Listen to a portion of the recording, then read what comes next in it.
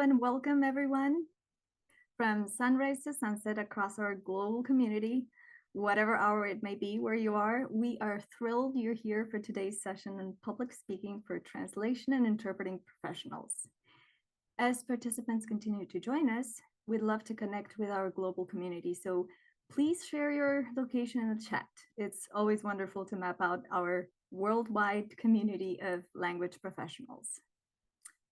Quick note, we are pleased to offer ASL interpretation for today's session. Thank you, Olivia and Victoria.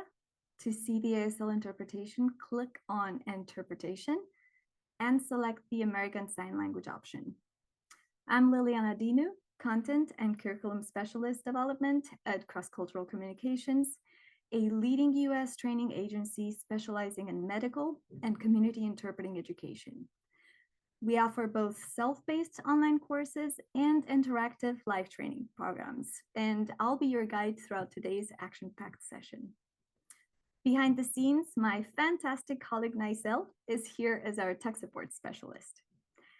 As cross-cultural communications administrative support specialist, Nicel will be monitoring the chat and sharing valuable resources throughout our time together. Nicel, thank you for keeping everything running smoothly. Hi, everybody. So I see people here from Pennsylvania, Texas, Denver, Argentina, Sacramento, Thailand, Bangkok. Oh, that's awesome. Union City, Austin, Texas. I just got back from Austin, Texas. That was a beautiful, beautiful city. So it's wonderful to see our international community represented today. While we wait for everyone to settle in, let me share some exciting training opportunities coming up from cross-cultural communications.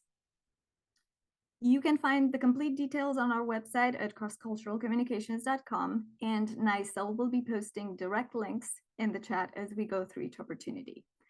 Quick reminder, all cross-cultural communications programs operate on Eastern Time. So first, we have our postpartum care interpreting workshop. Register by Tuesday, August 26, 2025, and save $30. Master postpartum interpreting skills from breastfeeding support to newborn care and recovery, including sensitive pregnancy loss scenarios. We'll be going live via Zoom on September 9th and 11th, 2025 from 6 to 8 p.m. Eastern Time. Your instructor is Marisa, today's speaker. Second, the Educational Interpreter online course has a brand new module.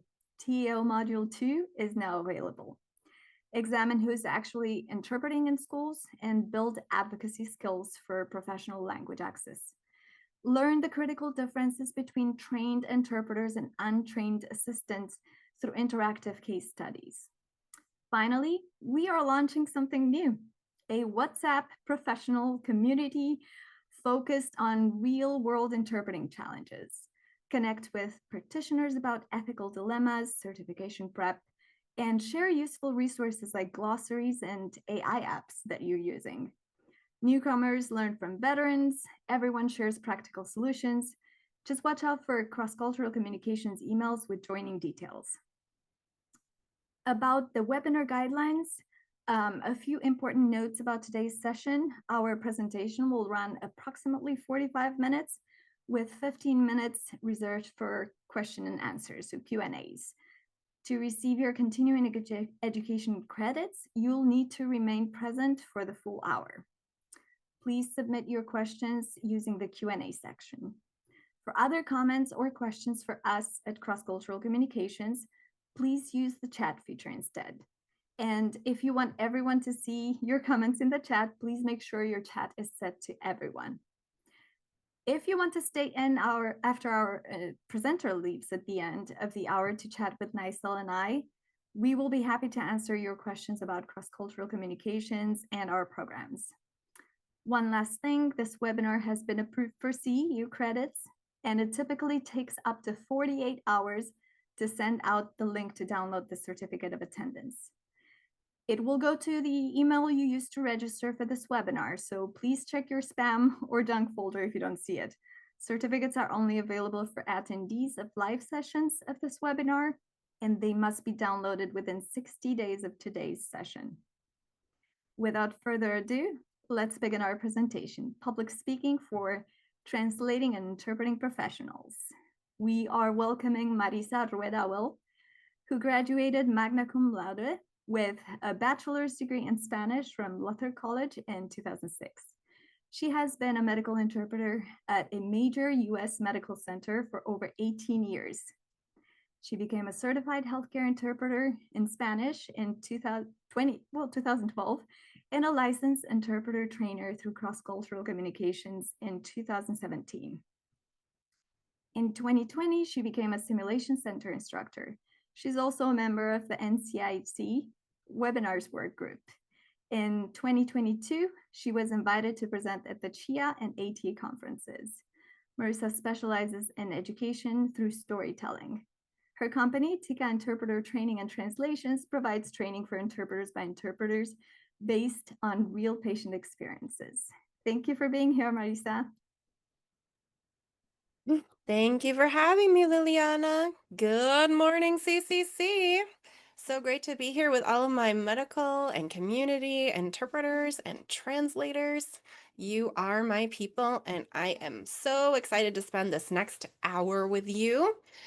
Liliana already spilled the beans that I love to teach through storytelling.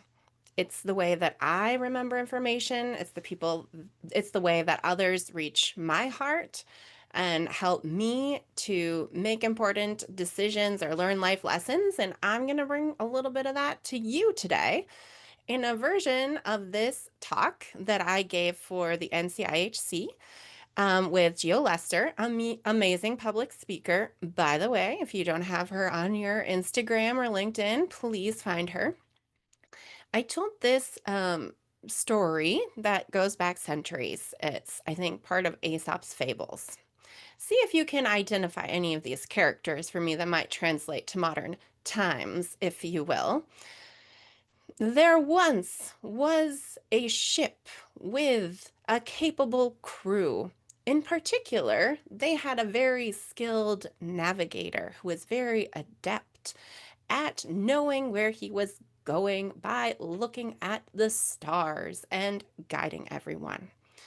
However, Mr. Navigator was a little socially challenged and didn't have the best people skills.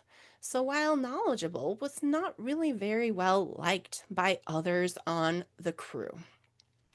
On the other hand, we have the not so capable, however, very outspoken, charismatic, and domineering captain, who, while not as knowledgeable, had the upper hand when it came to decision making. And one night, they had a treacherous storm that they were confronted with, and the captain led the effort to get them out while ignoring the navigator's pleas for directional changes, and ultimately, spoilers, that ship sank, my friends. The moral of the story is, if you're not adept at public speaking, and I mean public speaking in all senses of the words, ranging from one-on-one conversations to email correspondence to giving a presentation at an event, and you're trying to accomplish one of those tasks, you're going to have much better luck if you actually invest in some of the skills that I'm going to be teaching you today. These are skills that I have learned throughout my journey through life, through books, literature that I've read, also through just experience being a public speaker at conferences and for webinars such as these. So friends, I just want to set the tone for you today that we're part of the T&I community. Sometimes people come to this webinar and they're expecting something a little bit different from what I give them. So I want to try to set the scene for you today. What we're going to be talking about are skills that you can use with your personal relationships, okay? Whether that be you're working as an independent contractor, whether that means you're working as a hospital staff interpreter or a translator, whether you're working at the conference level, whether you're an entrepreneur who just does training of interpreters, whatever it may be, I want you to think about how you can apply these skills to help you accomplish the goals, right? Whatever goals that you have in your life that you want to achieve for yourself, for your community, for your world, whatever it may be, okay? So the first thing that you're going to do, okay? And good morning to everyone, by the way. Good morning, good morning. I see so many familiar names on this chat, and I'm so grateful to have you all here with me today. So thank you for being here, and I look forward to imparting what knowledge I have with y'all, okay?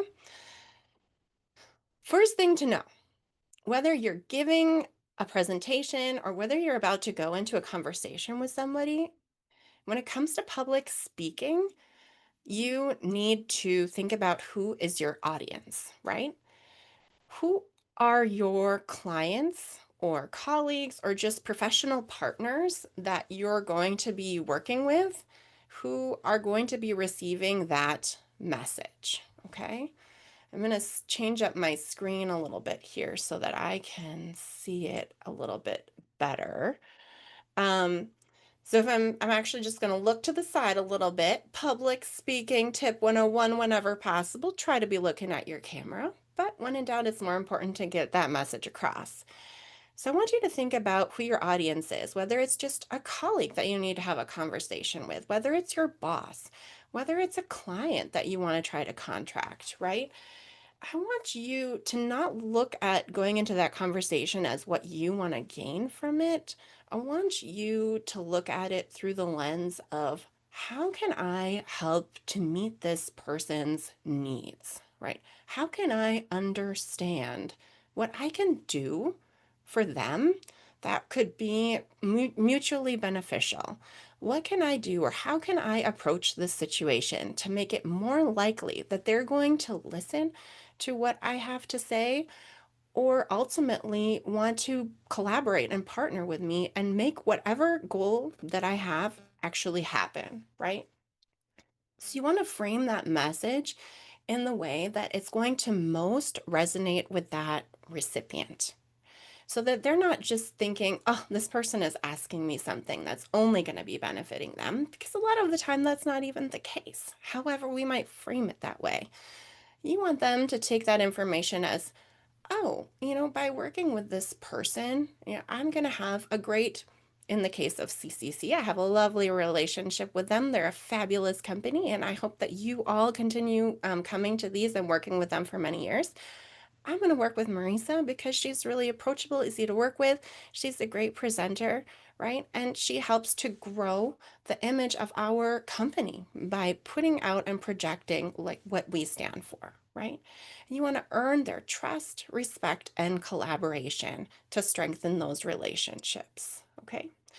So, first of all, I know I'm just kind of talking with you all today and you're all on mute. However, I want to know a little bit about you because you're my audience. You're the people that I'm talking to, and I'm sitting here preaching that I need to know who you are to make this message relevant to you. So go ahead and put in the chat if you identify as a translator, interpreter, both, or other. And I'm seeing a lot of 2s and 3s coming through, kind of a mix. Lots of both. Thanks for participating, everyone. This is great. 750 people. That's amazing. Awesome. Well, I'm glad that I tailored this for my people, interpreters and translators, and anyone who has to do any sort of marketing, because yes, these principles do translate, to help make your lives a little bit better, okay? So I now have a better idea of what I need to know about you. If you're ever going into a situation and you're not sure how to frame that message, the first thing that you can do is inquire a little bit about that person. Maybe look them up. Maybe they have a profile somewhere. Maybe you can ask a friend. Try to get to know them a little bit better. Figure out how you're going to be able to tailor that message so that it connects with them, right? I want to know why you attended this session. Okay, giving you an idea about what this session is going to be about and some tips and things that you're going to learn. And I want to know what is the specific reason that you are here. Okay, and you will have access to the slides and everything from this presentation. Okay, so I see some people are saying tips for their presentations. Excellent. I will be talking about tips for people who are actually doing stand-up public speaking, improving skills, learning new ways to communicate in general, growth, free CEU, always a great reason. Excellent. Improving our communication. Wouldn't the world be an amazing place if everyone invested in learning how to communicate with others effectively? Excellent. Well, I hope to give you some tips that you can use going forward. First of all, and I will repeat this several times throughout my presentation, you need to know your audience. If you go away with nothing else than that little saying in your head, know your audience, that is going to serve you well, okay? That's number one here, and that's why I keep saying it over and over. Fun fact about public speaking. If you try to cram too much information into your presentation to the point that you are putting tons of words on your slides and or maybe even reading off your slides, which please don't do that. It's painful. I can't.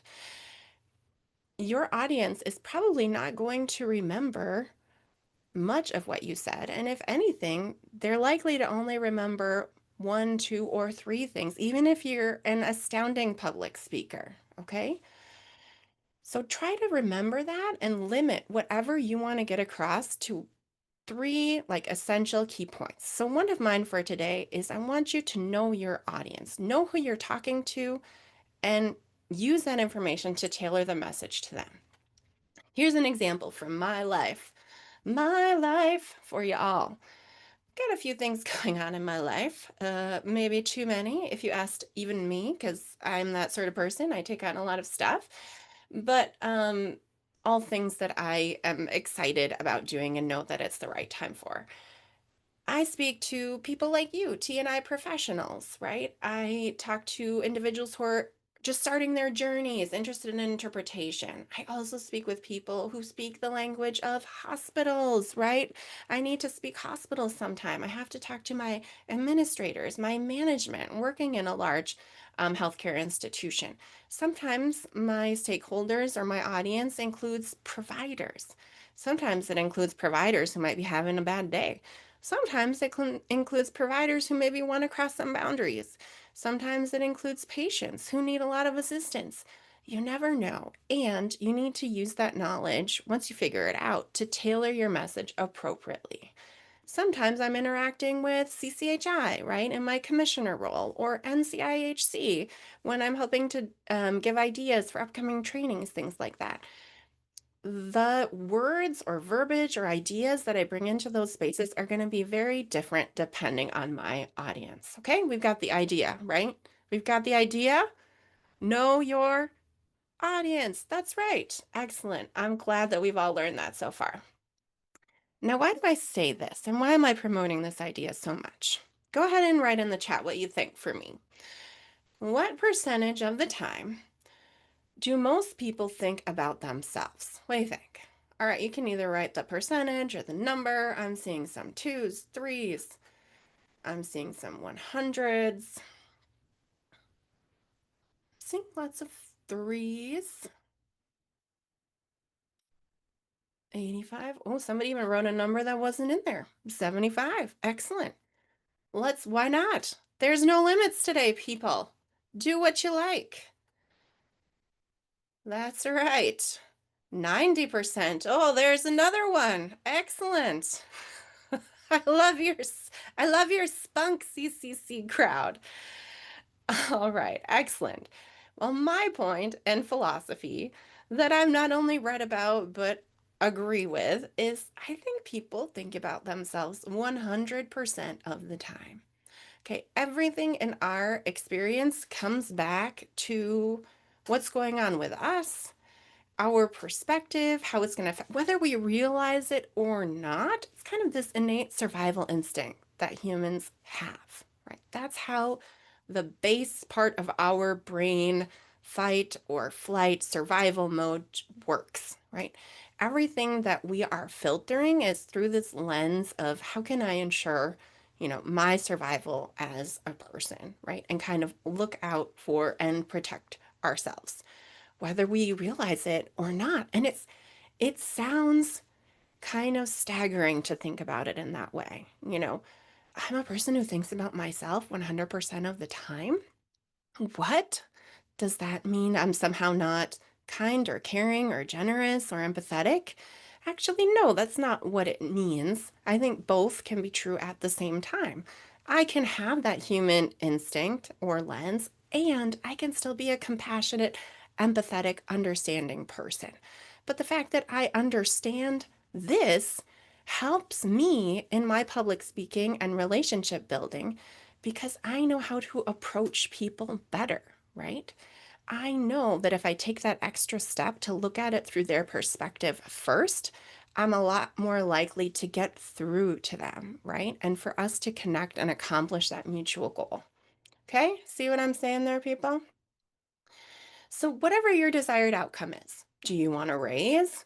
Do you want to be more respected as a medical professional? Do you want to be seen as a member of the healthcare team versus a tool that can be used or borrowed, right? For example, do you want to have laws requiring medical interpreters? What is your goal, right? Whatever you're trying to achieve. Are you trying to get like contracted by a certain agency for translations? I'm just making things up. The goal that you have is yours, right? It's yours. Do you want to be a better public speaker? Do you want to submit that abstract to the next CHIA conference? Because I saw submissions are out and available, and this is a great opportunity. Okay, so for all of you saying, like, I want some public speaking practice, if it's within your budget and your realm, that's a really great opportunity. That's the way that I kind of started getting more recognition, right, as a professional. So let me tell you the story about that, though. And here's kind of my journey to encourage all of you that this has worked for me. It has worked. It continues to work. I'm going to continue on this path, right?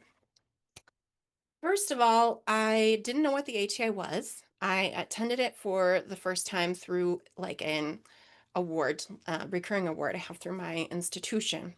And I was just blown away at all of these like amazing people, like very fangirl, like, is that Catherine Allen? Oh my gosh, I can't even believe it. I have to go to her session. Like all of these things, right?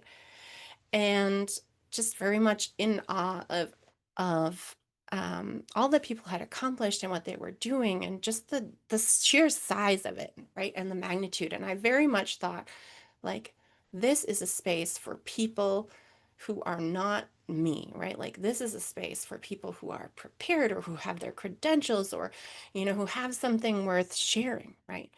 Because I didn't see myself that way. I didn't value myself or really grab onto that power as a speaker, somebody who had a voice, somebody that had something worth sharing until kind of after that. And actually, COVID was a big transitional time for me, where as a person, as a woman, as a professional, I kind of stepped into that space and I started kind of acknowledging, like, hey, actually, I really love to train and speak in front of others. And, maybe I am able to do something like this. Maybe I should submit an abstract to CHIA, right? So then later in 2022, so this would have been then in 2021 that I submitted the abstract, I was like, well, I'm gonna try. I don't know anyone at these organizations really, but one of the talks that I really love speaking about is interpreting for infant and pregnancy loss because I have personal experience with it and I think it's really important to share. So I thought, well, if they accept me for that topic, like I know that I can talk about it and share about it, and it's really unique, to me, and I feel confident that I could do that. And okay, do you see this like philosophy of mine? Like two things can be true at the same time. This is true. And it's terrifying and frightening and nerve-wracking, and I am totally worried that it's going to be a big blunder and that I'm not going to find the words or know what to say or blah, blah, blah. All of these things. Okay. And they accepted me.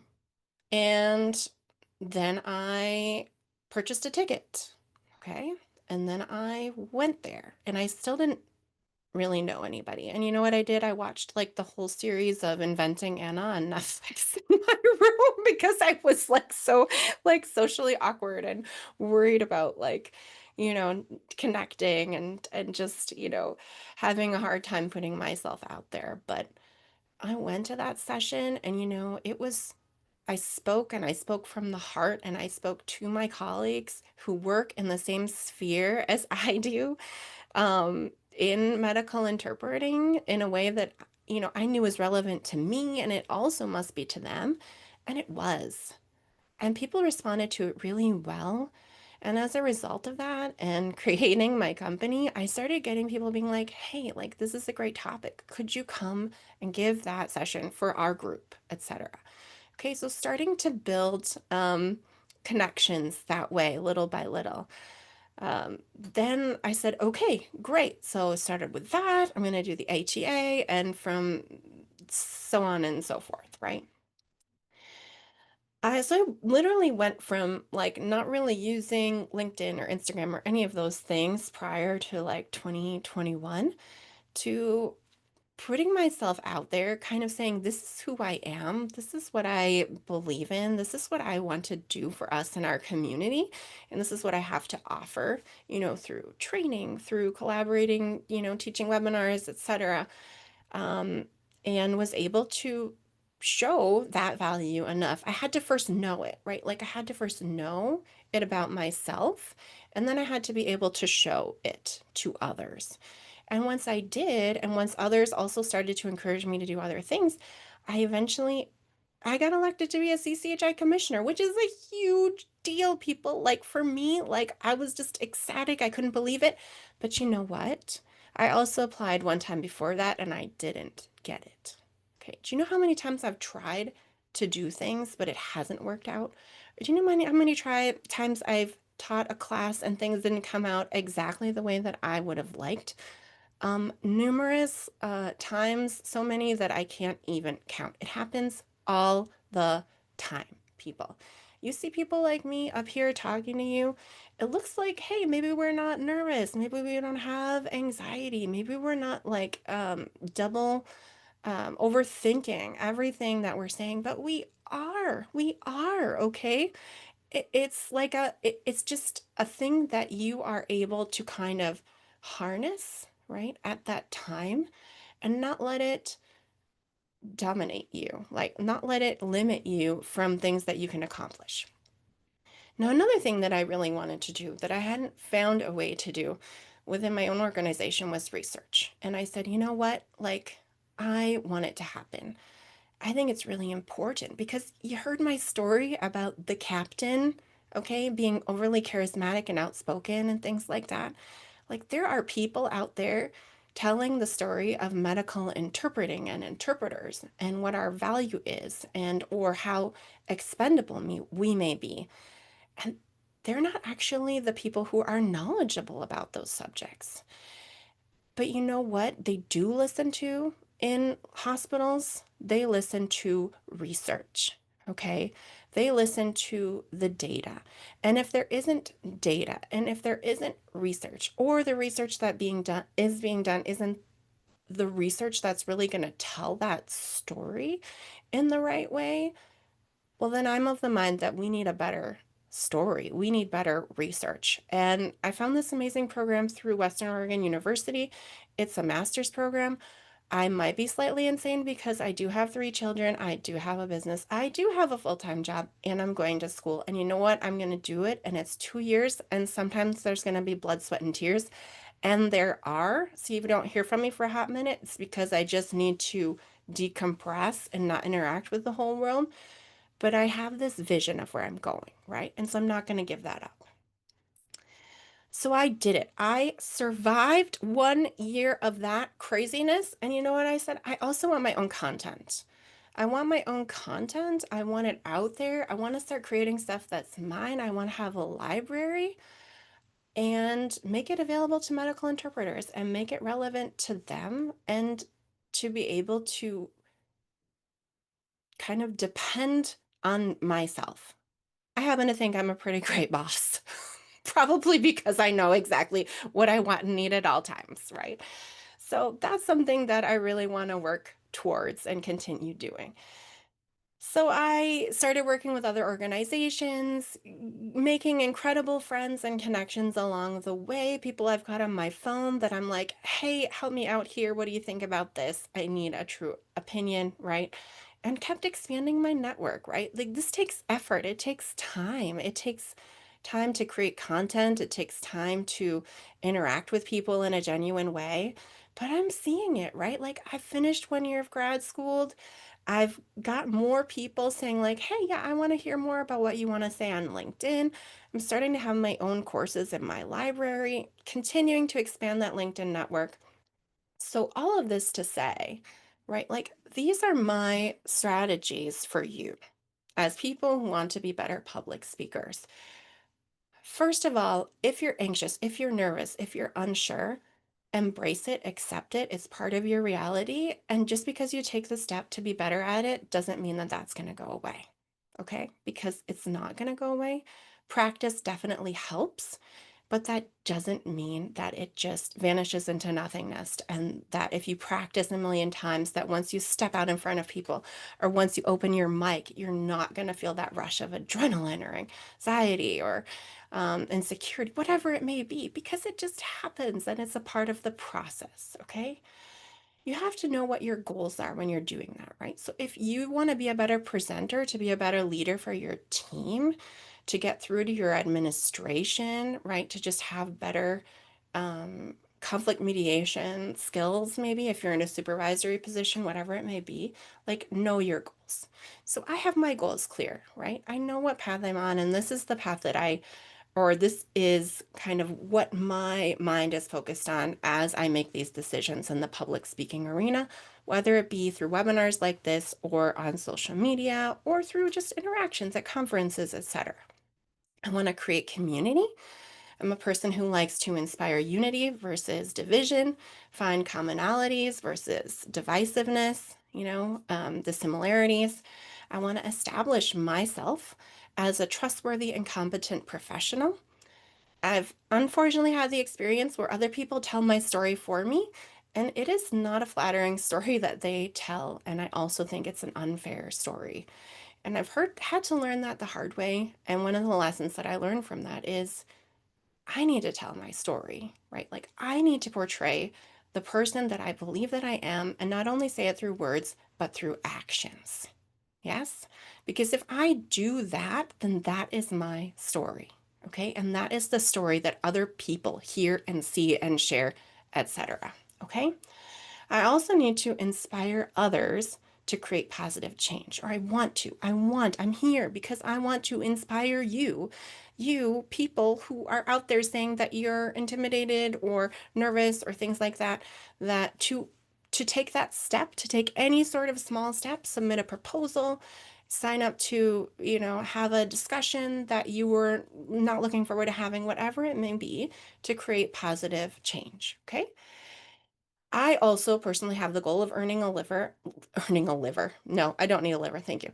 Earning a living as an interpreter, trainer, and educator and continuing to interpret for patients because that's what fills my cup. I don't think I'm going to be able to give it up. It's so rewarding. I love it. I don't want to give it up. And I want to use my voice for the greater good. Okay. So that's why I'm here today. I want to accomplish all of those things. And so my format for that, I know, right? The liver thing, hilarious, is one of the things that works well for me since I do have skills as a public speaker, which I'm continuing to hone, is I like to present at conferences. I like to network with people. And then, once I've showcased myself, my value, my skills, I like to kind of influence them to kind of, hey, let's work together. Let's collaborate. How can we mutually assist one another, right, in our efforts, and then negotiate for what works well for both of us. So it just depends on you. I'm not here to tell you my life story just for story time. I'm here to help you reflect on how does that fit into whatever you're trying to achieve? What does that look like for you? What are your goals? Okay. So here, let's say as I've heard several people say you want to be better at presenting. Let's give you some tips for presenting. Okay. Number one, smile. Smiling is free. Smiling is a great way to approach someone as being warm and assertive without having to say a word. It is a way to portray yourself as approachable, right? As somebody who could be collaborative, as any number of positive things just by simply smiling. Now, I'm not talking about a fake smile. If you fake it, this is not a fake it till you make it sort of situation, okay? Like these sorts of smiles have to be genuine, right? They have to be authentic. So if you're just got one of those natural resting faces that it's just the smile comes off unnatural, this might not be the way for you. But if you are a person who smiles easily, can find something to smile about or appreciate, this is a great first strategy for you, okay? So just take a moment, just smile, okay? Just smiling gets you a long way. Tips for presenters. Fewer words on your screens. I think this is hilarious because this is one of the slides that actually has the most words on it of this whole presentation. And one of the tips is like fewer words, but I am serious about the fewer words. You will have noticed up to this point that I have not bombarded you with words. I have not been reading from a screen. I have been taking an idea and I have been elaborating a point for you from it. I'm talking to you. I'm not talking at you. Okay. So just take a few words and put them on your screen, but then think through and process what you want to share about those words. Also, I'm not sitting here like all monotone, just like looking at you like Wednesday Adams. Okay, I also watch not a lot of Netflix somehow. But you want to be interactive, you want to move around, you want to kind of pair your intonation with whatever you're trying to get across, right? So I want to make that point about being monotone. I'm going to speak monotone for you to see what that's like. I'm excited about something. I'm going to use an excited voice. I'm going to walk around the room, all of these things. Limit yourself to 2 or 3 main points. Don't make it hard on yourself. Think about what you want to say and then narrow it down to like 2 or 3 main points when you're getting this presentation, whatever it may be, started. Then I want you to rehearse it. And mental practice can be extremely helpful, almost as good as just standing up and talking through it on your own. And many people have found me actually rehearsing before my conferences because I think it's on this slide. Familiarize myself with the space. Exactly. I always go to whatever room that they give me as a presenter and I look at it, I sit in it. If I can, I always take time to just stand up front. I want to find out the equipment that's in the room. I want to practice walking back and forth. And Jorge Ungo walked in on me one time when I was practicing, and he was just so kind about it. He's like, "Oh, that's so cute." Something like that. And I'm like sitting there, like talking through, I think it was interpreting after grief and loss or something I was doing for CCHI.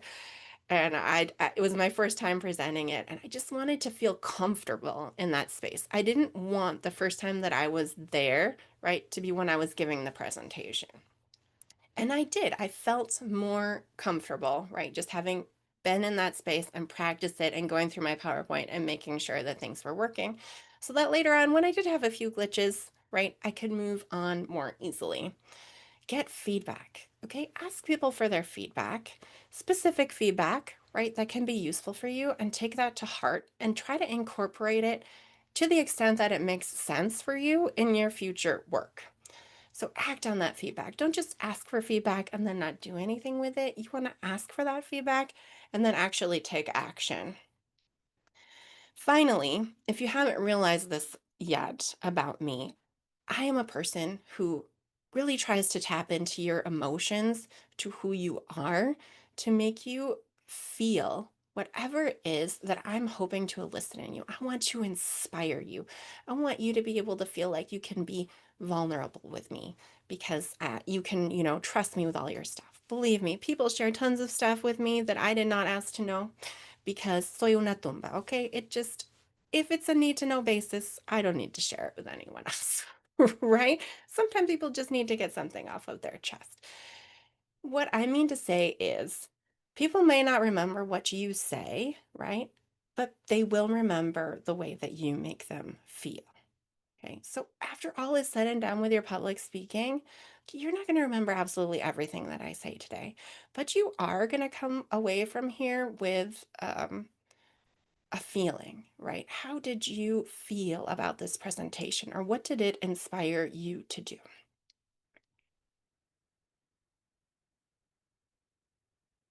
One thing that I'm always working on is watching the clock and taking time to pause as needed, okay?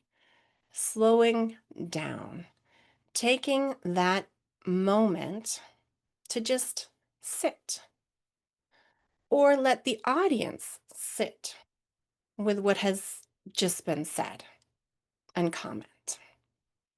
I see a lot of you writing in the chat, okay? Sometimes a pause can be more powerful than just filling that space with more words if you're not sure what to say. If you get nervous during a presentation, after you've rehearsed it and you've gone to that space, you've got all your equipment set up, and inevitably there's a moment that happens when you get stuck and you're not sure what to do, you know what? You just take a moment to pause, regroup, and start again. Okay? Pause and regroup, start again. An excellent technique. Like top level TED Talk speakers use pauses all the time very effectively. Life goal, I guess I should be a TED Talk speaker. Not on my list right now. I don't have time for that. Speak to your audience, okay? I know I've talked a lot about like speaking with words, but there are also other ways that you can connect with your audience. I put an example of food here because people know that they can win me over with food, okay? You buy me a coffee or a bagel or something, like I am yours forever, like to the ends of the earth. So there are other ways, right, that you can meet, sorry, too much use of like. 100%, Jeanette. You don't want to use too many fillers. If you can avoid them, always something I'm working on. Appreciate your feedback about that. There are other ways to show appreciation for people. For instance, buying them a cup of coffee, bagels, whatever it may be. I've done this successfully for other groups, organizations. If that's allowed, you're able to do it, and it can also be very effective. Technical tips for presenters. Walk around the room. As I've mentioned, you want to have a handheld microphone if possible to be able to walk back and forth. If I don't have a handheld microphone, what I will do is just not use a microphone and project my voice depending on the size of the room so that I can look at different people and talk to them rather than talking at them while I'm presenting, okay? I want to make eye contact with them. I want them to know that I am talking to them, just like I'm talking to all of you right now, just like I'm seeing in the chat what Jeanette is saying and changing, right? Acting on that feedback, trying not to add in extra fillers as I'm working. Make it known that you hear them and that they are a part of what you're trying to create as much as you are there to create it, right? Invest in a wireless presenter, one of those red light clicker buttons that advances the slides for you, for lack of a technical term. I actually lent one to a presenter at an ATA conference who was in desperate need of one, and it worked very well for them. Always have that with you or ready to go. If you're at a conference type setting, you don't know when you might need. Refrain from saying right. Hey, another great tip. Thank you. Speak as if you were only talking to one person in the room. Just like I mentioned earlier, speaking to Jeanette or speaking to Jane, you want to talk to people as if they were the only one in the room. That's how I want you to feel. That's what I want you to come away with after this presentation. Lastly, before you go to give one of these presentations, if you're doing it remotely, make sure to triple check your sound, your mic, your audio, what you're wearing, your background. Do you have enough hydration with you? Is your connection wired? Because if you don't have a strong Ethernet connection, you could get the connection cut while you're presenting, and that is a worst case scenario because then everyone is scrambling to try to get you back on presenting for them. It is unfortunately an experience that I have had and spent hundreds of dollars to rectify within my home because it is that important, okay? Check your slides and shared materials for readability. Can you read what I have on these slides easily for you? If I'm going to do any breakout rooms, do I have that functionality available? Have I communicated well with my moderator? Do we have a good plan? Do we have a good backup plan for if something goes sideways during our talk? Then I want you to practice your public speaking skills to get you more comfortable with doing it. And it doesn't have to be in this sort of a scenario. It can be in a one-on-one conversation. Maybe you're an introverted person and you tend to not engage with other people, but you also want to be a better presenter. Well, one small step or thing that you can do on that journey, make it a goal every day to interact with one person and talk to them directly. Get comfortable with that before you start submitting abstracts to organizations to present in public. Speak up in a meeting. Take smaller steps to help you reach that bigger goal. Work on your clarity. If you get feedback about things that you're already aware of and people remind you not to say certain things, you're using fillers, you're maybe fidgeting too much, whatever it might be, work on that. Practice it. Try to harness it. Slow down to avoid making those mistakes. Again, avoid the monotone. You want to have vocal variety. You want to keep people entertained, at least listening and not asleep. Sometimes I'll even sing a little song if I'm giving a 4-hour class to wake people up. Make sure that they're still with me, that they haven't become entirely distracted thinking about their grocery list for the next day. It happens, and you need to be engaging to keep people there with you. Use gestures and body language. I love to use gestures and body language, especially for in-person presentations. One of the best compliments I ever got from a fellow trainer was, there was a lot of great movement in that talk. I took pride in that because I had rehearsed it beforehand and I wanted it to come across as engaging, as much with my body language as with the words that I wanted to say. Also keep in tune with how engaged your audience is. If I'm here and I'm giving this talk and I'm not seeing a lot of engagement in the chat, or I'm seeing people saying something that I feel is worth addressing, I'm going to call that out, or I'm going to change tactics and I'm going to try to find a way to engage with them or elicit more interaction so that I can determine, where they're at and how I can meet their needs. Again, if possible, maintain eye contact or look at the camera. Make sure that they know that you are focused on them and not on other things. People have asked me for books. I love books, constantly listening to and reading books. Some of the ones that I will recommend, especially if you like to teach through storytelling, are The Story Factor by Annette Simmons, The Who I Am stories. I've already shared that with you. You know, I am a medical interpreter.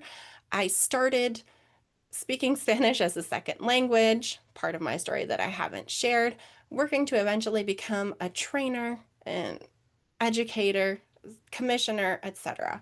Why I'm here? Because I want to create community. A lot of these things that you already know about me because I've been sharing them with you throughout this chat. Teaching stories, the one that I shared at the beginning, right? The fable with the moral lesson.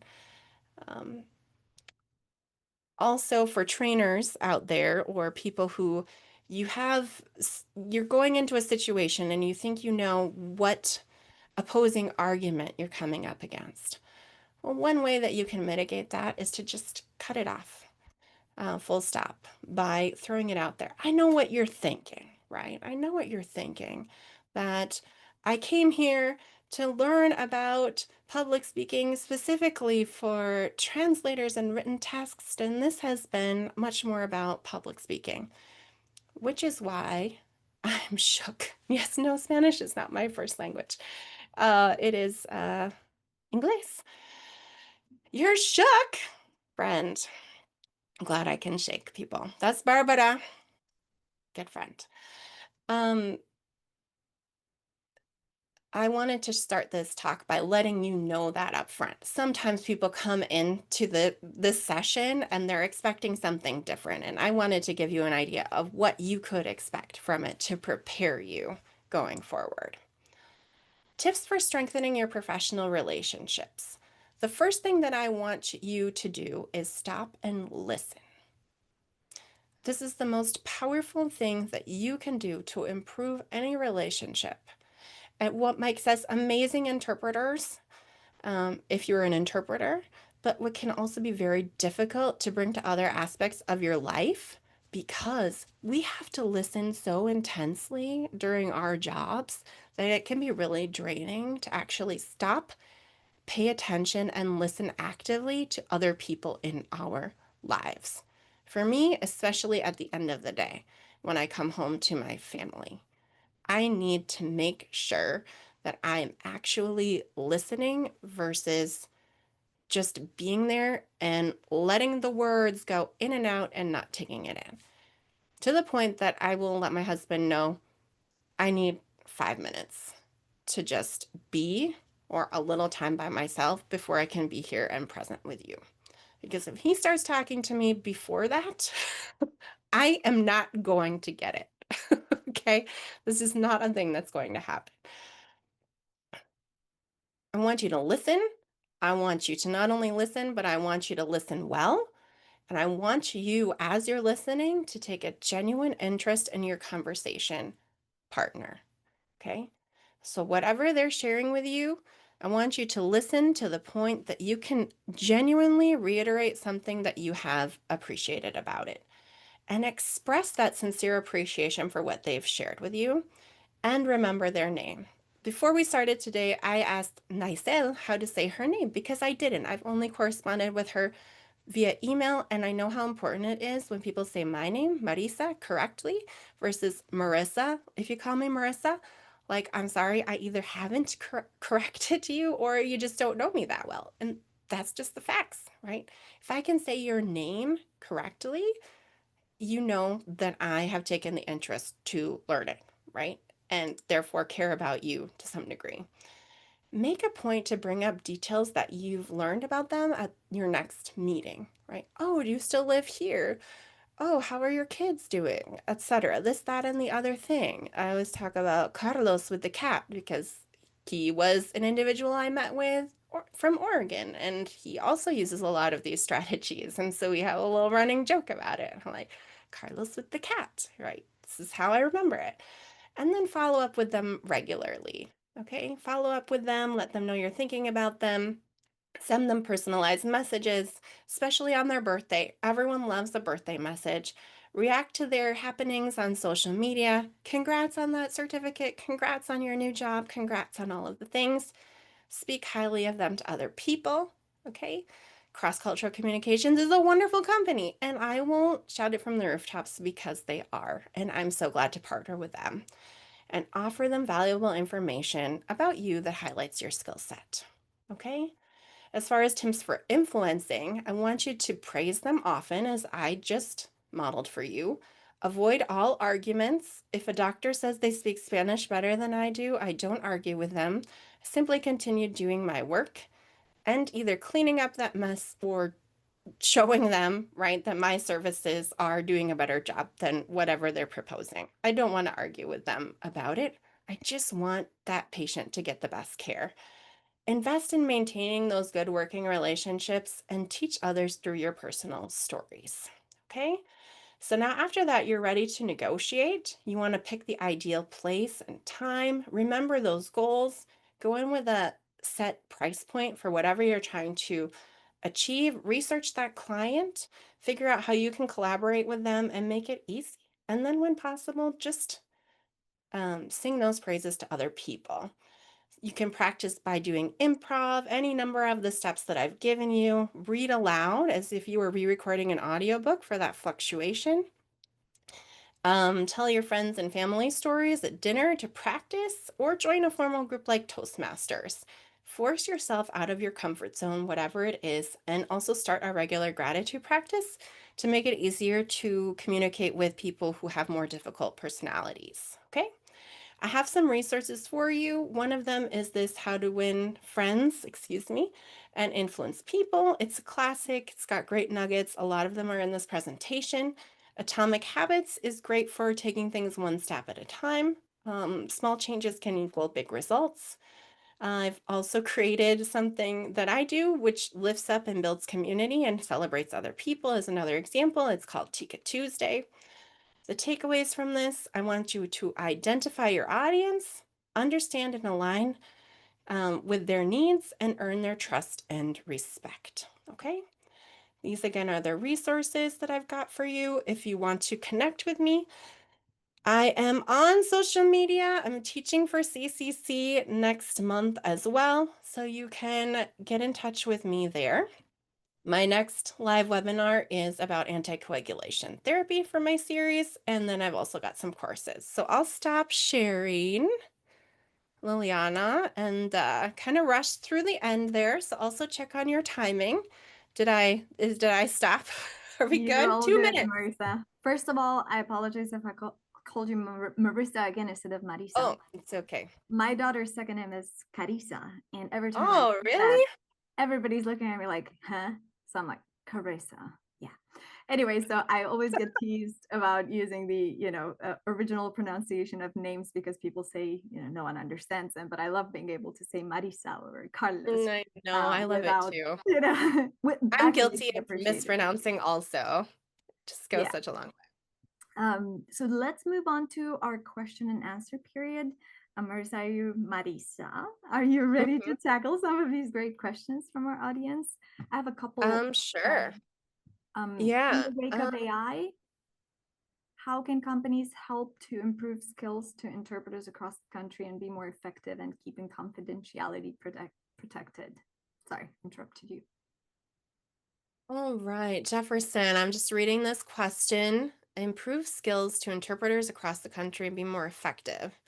Thank you, Jefferson. Great question. I mean, one of the best things that companies can do is invest, right? Invest in their team, in their training, promote credentialing, right? Promote things like certification or giving incentives for interpreters to actually invest. A lot of the arguments that I hear from interpreters are that training is expensive or that it doesn't matter because they're not going to actually get a promotion or a raise as a result of it. So finding those ways to incentivize your clients and then using them as talking points, like our interpreters I'll have a 40-hour training or I'll, CCHI credentialed or whatever it may be to kind of start making that change and use it as a selling point. Diane, your question about the moderator's guide is a Word document that I create just outlining if I'm using any polls, if I'm going to have any breakout rooms, if the breakout rooms need to be language specific, how many people in a room, so that those organizations are aware of what my plan is as a presenter, if they need to put in any of that work ahead of time. If I'm going to be presenting, I like to give them a bio that they can read to introduce me. That's a Toastmasters tip. Always give them a bio that they can read about you. Don't introduce yourself. That's a big no-no in the Toastmasters world. So that is what I'm talking about as a moderator's guide. You're so welcome. I'm so glad that people have found this useful. Okay. Tips on how not to forget the name of someone you met. My head seems to be a sieve with that skill. Do you know that some of the best business people in history have actually written down names with tips and tricks on how to remember them in the future, like that same day after meeting them, or like every Saturday, they have a routine of going through the people from the week or the conversations that they've had and thinking through it and making a point to like rehearse how they could do it better in the future. Basically, you have to find a way that works for you. Like with Carlos with the cat, I remember because I refresh on him before I was going to be seeing him again to remind myself, and it had the CC connection, right? So it's kind of that alliteration technique, for instance. Finding those little mnemonic devices can be really helpful. What's the meaning of Tica? Tica is my company. I named it that because of my grandmother, who is from Costa Rica, and people from Costa Rica are either Ticos or Ticas for short, or Costarricenses. Um, Improv training is also great for public speaking and storytelling. Absolutely. Any sort of improv that you can get is wonderful. I love those improv comedy clubs. And then just a great and informative webinar. I'm trying to see if there's anything that I didn't answer. I want to be cognizant of time. I found some questions in the chat, and one of them is, Okay, yeah. what is your opinion on code switching politicians used to speak in the way the locals do? Does it work with the audience? Just a little bit I more of an explanation for code that. switching is one of those terms that I have a hard time with, meaning like adding in languages like from that population specifically, or that like language. I think, and I was told, like I'm a um, native English speaker. Spanish is my second language. And for a while, one of the ways that I trained my brain in Spanish was to work on my accent, and it ended up coming out like weird in English, where I would sound like I spoke English as a second, like as a Spanish speaker. And it was just this really weird phenomenon that happened to me, and I think happens to other people. And my husband was like, "That's really weird, and you shouldn't do that." And I'm like, "Whatever. It's just a thing that happens. It's whatever." And then I had a coworker be like, "You speak English, like just speak English like an English speaker." And I'm like, "Oh, like okay, I'm gonna speak English like a Minnesotan English speaker, and I'm gonna train that out of me, right? Because this I speak English, and I don't need like it's just a thing that happened, and." If I speak Spanish, I speak Spanish with a Spanish accent. And if I don't, I don't. And I try to be very respectful of using any sort of vernacular, right? That's particular to a group of people. Like that's maybe their language, but that doesn't necessarily mean that I'm going to use that for my own gain. I want to connect with them authentically for who I am and for who they are, while still respecting, you know, respecting that difference. I hope I've answered your question. That's just my off the fly answer about that. I think you did, and we're also 4 minutes over our usual time. So that was incredibly inspiring and practical, Marisa. Marisa, thank you for giving us You're such a welcome. fresh perspective on our professional identity. You've completely shifted how I think about my daily work, realizing that as Really? interpreters, Amazing. we need to be aware of this. We are indeed public speakers in every interaction we have, right? And that confidence in public speaking directly translates to better service for our clients and more opportunities for ourselves. As you said, I especially appreciated how you connected the dots between polished public speaking skills and both our professional growth and client care quality. Your personal experiences were extremely empowering as well. Hearing how you've navigated your own public speaking journey really brought these concepts to life. Mm-hmm. So the way you broke down the importance of knowing our audience was incredibly insightful, something that applies whether you're in a medical consultation, community meeting, or giving a presentation like today. You know, it's definitely going to change how I approach my daily interaction as an interpreter. And the flood of questions shows how much this resonated with everyone. So thank you so Amazing. much, You're Marisa, very for being welcome. here. Thank you for sharing with us.